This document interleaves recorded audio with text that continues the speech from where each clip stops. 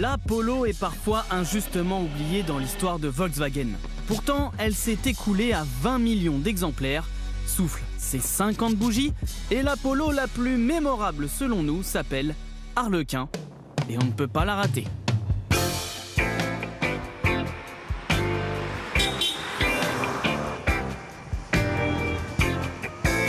Et oui, la Polo a bel et bien été commercialisée dans cette version multicolore et il n'en existe que 3800 exemplaires dans le monde.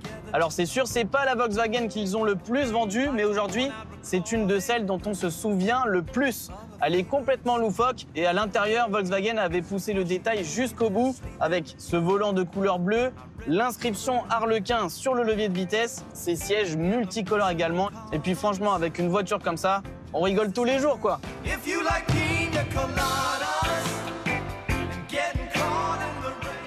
Et 30 ans plus tard, elle continue d'inspirer les fans. Ils ont même voté pour faire revenir la livrée Harlequin sur cette Polo de rallye spécial anniversaire.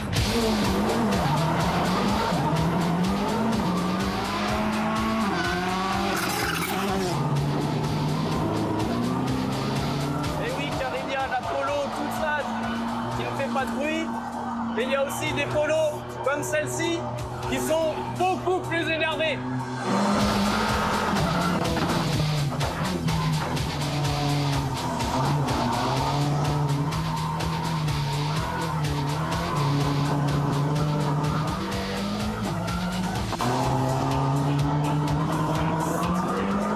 Je peux pas trop vous parler là.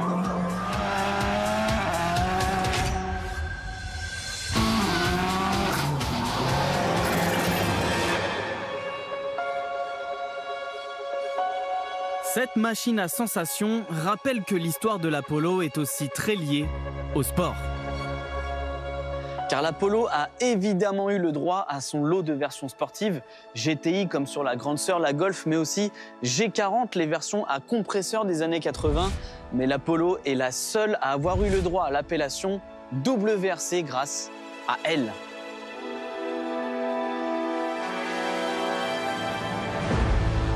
Avec la Polo WRC, le Français Sébastien Ogier a décroché 4 titres consécutifs de 2013 à 2016 en WRC.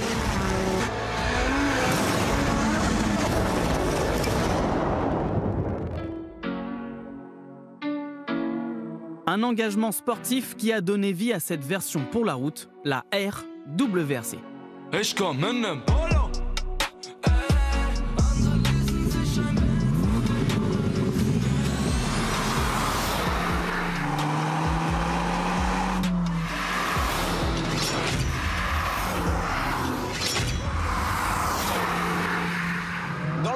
D'homologuer sa Polo en rallye, Volkswagen concocte cette édition RWRC Street qui reste encore à ce jour la Polo la plus puissante qui ait existé avec 220 chevaux passés sur le train avant.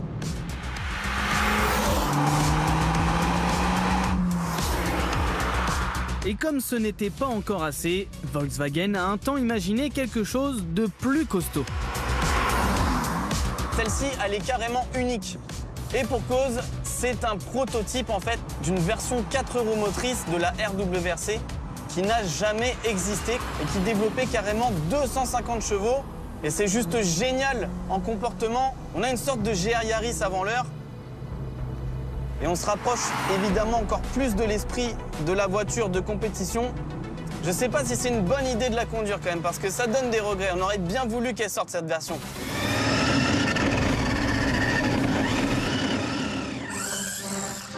Bon, voilà jusqu'où a été la Polo en termes de sportivité et d'image. Mais comment en est-on arrivé jusque-là? Eh bien, comme ça.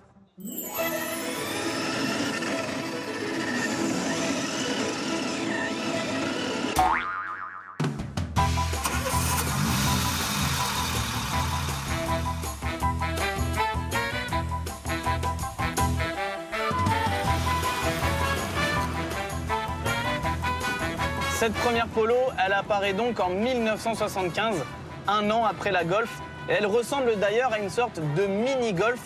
Et lorsqu'elle débarque, elle a aussi une sœur jumelle, l'Audi 50, dont elle reprend absolument tout. Mais finalement, elle va éclipser l'Audi 50. Cette première génération va se vendre à plus d'1 million d'exemplaires parce que cette Polo, elle va en offrir beaucoup à ses utilisateurs sans jamais broncher, sans jamais faiblir, ce qui lui vaudra le surnom de petite fourmi. Et vous connaissez la suite.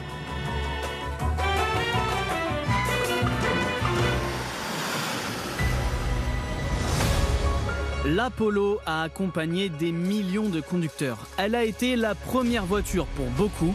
Elle est devenue attachante et jamais inquiétante, même en version Polizei.